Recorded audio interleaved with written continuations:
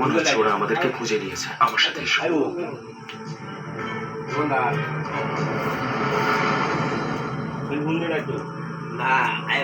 আমাদের নকশাটা দিয়ে দাও আর শান্তিতে এখান থেকে যাও। দাদা, তোমার কথা সবাই খুব মনে করে। তুমি যদি এখনো চলে যাও, মহারাজ তোমাকে ক্ষমা করে দেবেন। সেরকম নয় যেরকম তোমরা ভাবছো। ও আমাদেরকে ব্যবহার করছে যাতে এখানে প্রবেশ করে নকশাটা নিয়ে যেতে পারে। ফালতু কথা বন্ধ করো।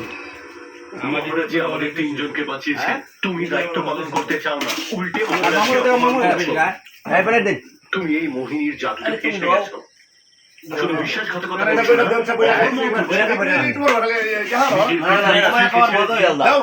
সমস্ত ভাই আছে আপনি খাইনি তুমি আমার স্ত্রীকে খুঁজতে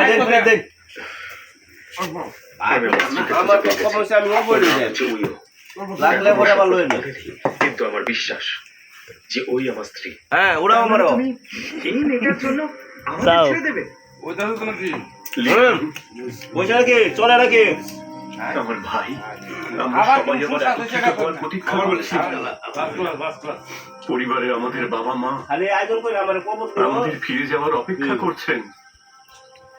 আপনারা আমার কথা শুনুন। একটা নিরামিষ খিচুড়ি সিমাইয়ের লাল ড্রাগনের বংশধর